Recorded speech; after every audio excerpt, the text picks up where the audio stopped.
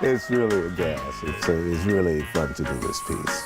A hilarious new comedy hits the Seattle stage, and rumors are flying about its super famous author. She was supposed to come to our opening in Minneapolis. Hopefully, there are rumors that she might show up here. Then let the Festival of Fries begin. We're here on the shores of Lake Union, where they're serving up some of the funkiest fries in the city. The refined team fans out across Seattle in search of the Emerald City's wildest French fries. Plus, an idle catastrophe as the show goes purple for Prince Night.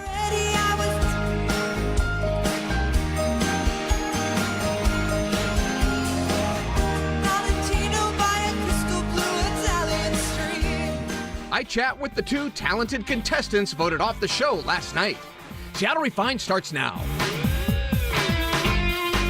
Hi, everybody. Welcome to Seattle Refined. I'm Gerd Swanson. A culture clash and big laughs as one of Hollywood's newest it girls reveals another side to her many talents. Hollywood has taken notice of Danai Gurira. The talented actress has wowed fans fighting zombies on TV's The Walking Dead, and more recently as a fierce warrior in the blockbuster smashes Black Panther and Avengers Infinity War. But little known fact for you, the red-hot actress is also a talented playwright.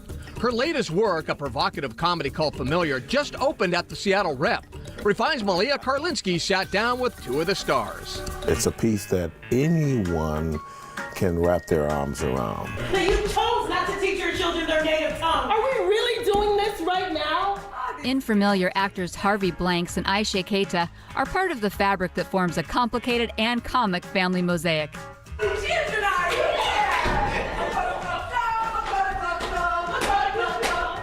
The play's received a lot of buzz, in part because of who wrote it, red-hot Black Panther star Danai Gurira. The playwright has become an it girl right now, Danai Gurira. Yes. What is it like acting in something that she wrote? I love Danai because she's such a strong African woman, and she is so unapologetic about that, and she wrote so many strong African women in this show. She's one of the most beautiful women that I've ever seen. And with the smarts to go with it, she's remarkable. The compelling dramedy centers around a first-generation African-American family as it attempts to navigate the norms of American life while still honoring the traditions of their home country, Zimbabwe. I play Nyasha, the youngest sister, who just came back from Zimbabwe, but she was born and raised in Minnesota. And she is the fighter. She is the one that comes into this house after going back home and saying, why am I not more connected? The culture clash reaches a boiling point when relatives from near and far gather for a wedding, opening old wounds and revealing long-buried secrets. We have a visitor that comes in and kind of turns everything topsy-turvy. And that's when the surprises begin to crop up. A visitor who also reminds us so much of home. Absolutely. There's some serious stuff in here, and then there's some humor too. Is that hard? No, because life is like that. Black people are so funny. We're so funny, naturally, and we also go through a lot. So that is just our lives. We are comedians, and we are also in a drama. The actors say the title of the play is appropriate because its themes are universal. The title speaks for itself. It's familiar. Yeah. Anyone that comes through that door and sits out here in the audience will see someone they know from their own family. Because we all have traditions and we're all rooted from somewhere. Every single one of us is rooted from somewhere. So it's like, what are the questions? Where are you from? Can you remember where you were from? What are the stories that your mother told you? What are the stories that your grandmother told you? You know, everyone can relate to that. Malia Karlinski, Seattle Refined. Familiar runs through May 27th at the Seattle Rep. Tickets are still available. And there's still time to catch a new dark comedy over at the Act Theater. Ride the Cyclone is a musical about a high school choir that meets a tragic fate on a roller coaster who must sing to get their lives back. Sounds heavy, but don't let that fool you. We're told it's actually really funny and off the wall. It runs through May 20th. Meantime, over at the Paramount, the musical sequel to Andrew Lloyd Webber's Tony Award-winning The Phantom of the Opera gets ready to kick off a short run. It's called Love Never Dies, and it picks up the story 10 years after the original. This time, the Phantom has escaped to a new life in New York City circa 1907. Love Never Dies runs from May 8th through the 13th. From Broadway to beer, one of the most popular new trends in Sods is home brewing. And get this, today is actually National Home Brew Day. To celebrate, Seattle-based company Pico Brew is introducing something pretty cool for beer lovers. It's the Pico C countertop brewing machine. It looks sort of like a bread or coffee machine, but unlike your Morning Joe, it takes about 7 to 10 days to actually brew a pint. You can learn more on our website. If you're gonna crack a cold one, you might as well order some fries too. All this week, I have challenged the Refined team to find the wackiest fries in Western Washington, and we've narrowed it down to 4. We'll get to that in just a moment, but first, a little history of the fry. Prepare to have your mind blown. Despite its name, the French fry is not French at all. The original story of the fry actually begins in the 1600s in Belgium. American soldiers stationed there in World War I got hooked on the deep-fried snacks, but nicknamed them French fries because that's the language the Belgian army spoke. While popular in Europe, the French fry didn't really blow up in America until the 1940s when the J.R. Simplot Company made billions commercializing frozen fries. Now, as I mentioned, I recently challenged the Refined staff to go out and find Western Washington's most unique fries. Refined's Brandon Bernstead kicks off our Fry Festival with some spuds that aren't floundering around. When the Refined team got challenged to find some of the best fries in the city, I did research and found the perfect spot.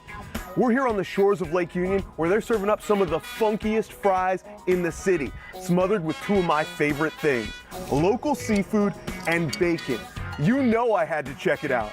This is the Poutine of the Sea at White Swan Public House. At White Swan, executive chef Charlie Garrison is dishing up some serious seafood. Dungeness crab mac and cheese, deviled eggs, and tons of fresh oysters. But the most popular dish, by far, is the Poutine of the Sea. It's basically fries, chowder gravy that we make out of clam stock, little neck clams, bacon, and scallops. So when this place is popping in the summertime, how much gravy are you making on a daily basis? 4 to 5 gallons a day. 4 to 5 gallons a day. Yeah. So is that, how much is that bucket? 5 gallons. 5 gallons. So you're making just an enormous tub full of gravy. Charlie starts by dropping the fries into the fryer. They have a rice flour coating on them, so they stay really super crispy, so when we dump the gravy on top, they don't get all soggy. While that's working, he gets going on some fresh Penn Cove clams. White wine, butter, steam them just till they open. And when they pop, you know they're done. Yep. They're ready. The dish comes together fast. We bring the clams over. A heaping helping of clams hits the plate, then a ladle full of that rich chowder gravy. Final garnish. More bacon. Everything's better with bacon. More bacon. Lots of bacon. And scallions. That's it. This is Poutine of the Sea. What's the best way to attack this? Is this a fork situation? Yeah, I think so. I think it's definitely a fork situation. Get a big old bite here. I didn't know how like a chowder gravy was gonna work on fries, but with the fresh local seafood and the bacon and those hot, crispy fries, man, that is out of control, chef. Thank you. Great job.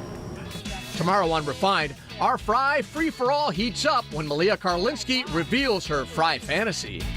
Seattle Refined is just getting started. We pay a visit to a museum where the stuff's too freaky not to be true. There's a 10-foot-tall Bigfoot in here. That's the tallest he's ever been reported.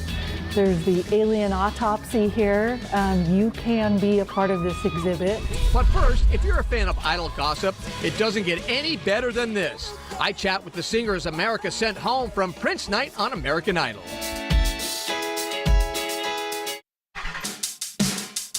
Welcome back to the show. I'm Garth Swanson. As you can tell by the weather, summer isn't quite here yet, but we're already looking forward to one of summer's biggest parties. We're talking about Bumbershoot.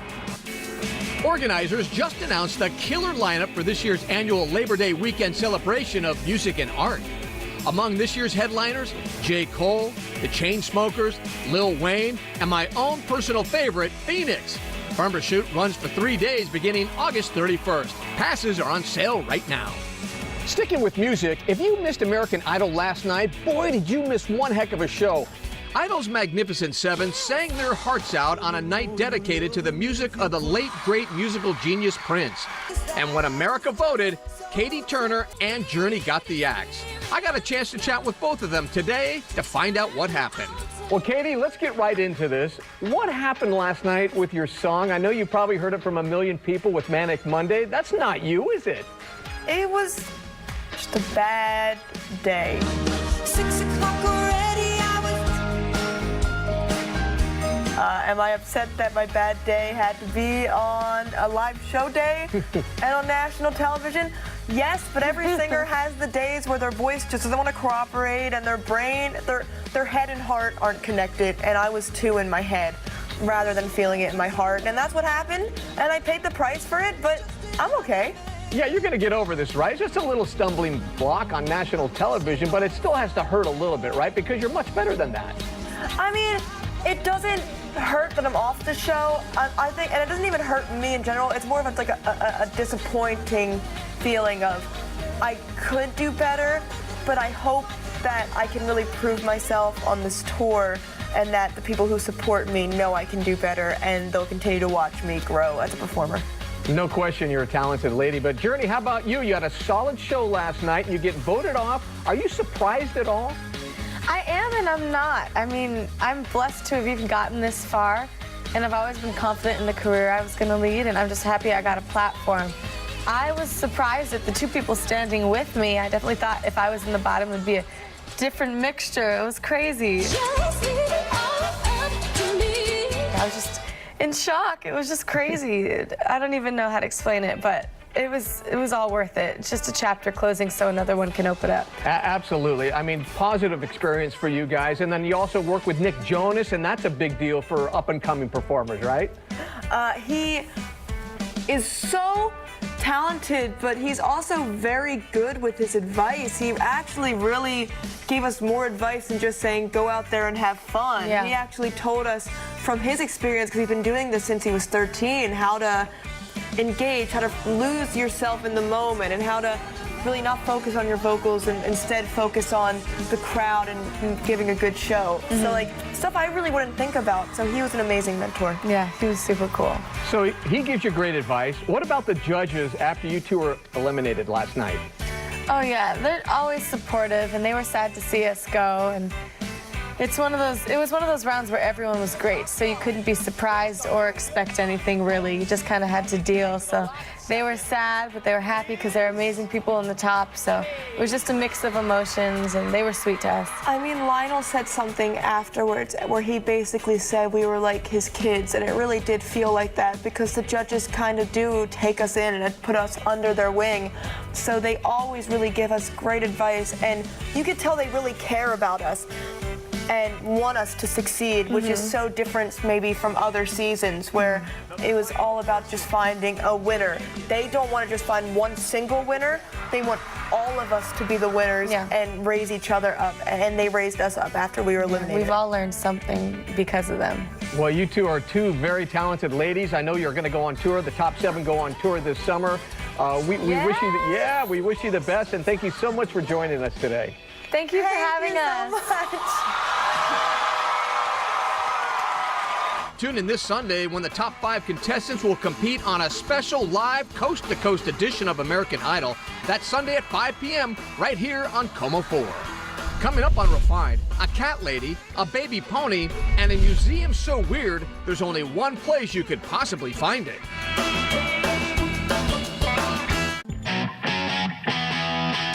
Welcome back to the show. I'm Gard Swanson. We celebrate all things Seattle on this show, but that doesn't mean we can't show a little love for that other Northwest hotspot, Portland. As you know, the Rose City's unofficial slogan is Keep Portland Weird, and Refined's John Prentice found a place working hard to do just that.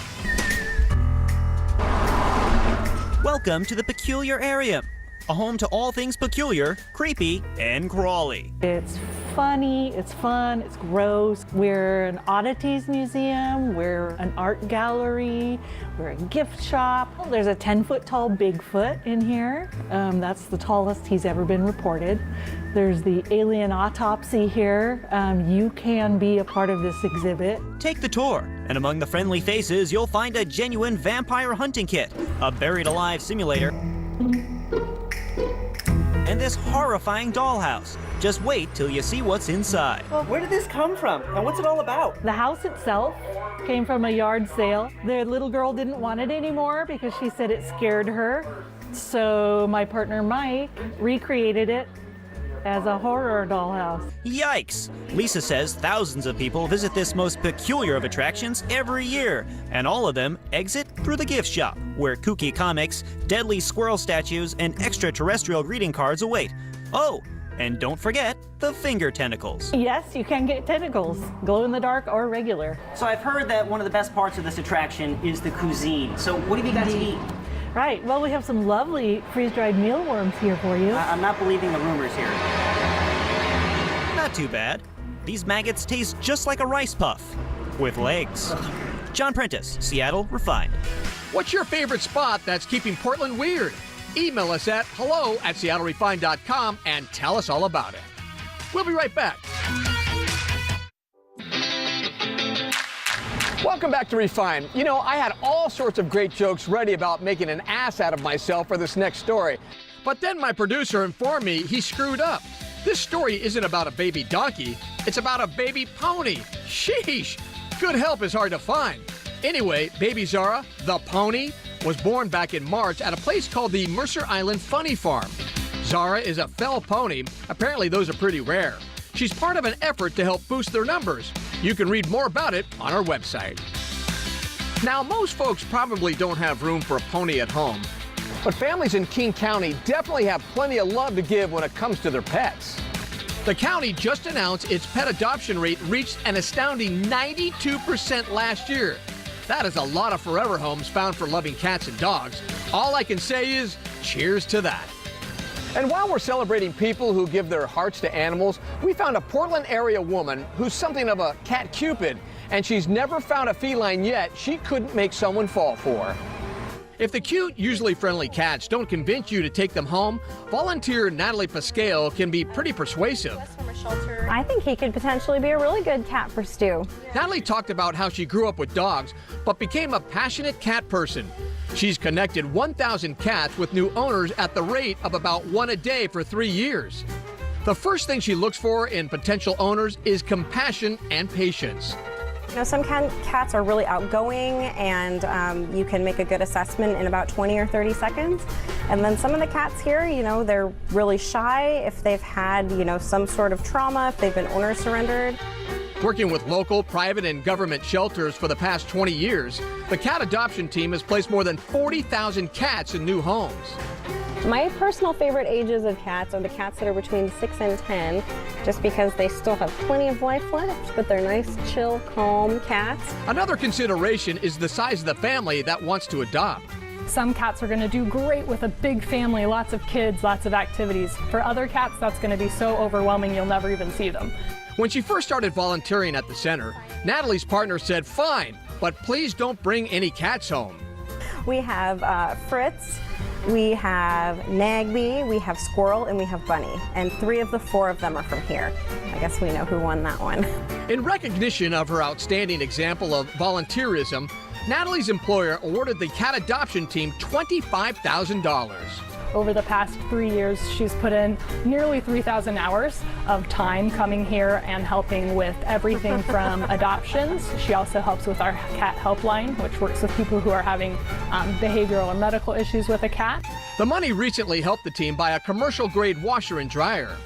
That money is extremely helpful and so important to the work that we do here. And wherever these cats came from, Natalie's talent is making sure everyone goes to a loving home. Those orange boys have such nice personalities. All right, that's going to do it for today's show. I'm Garth Swanson. Thank you so much for joining us here on Seattle Refined. We'll see you next time.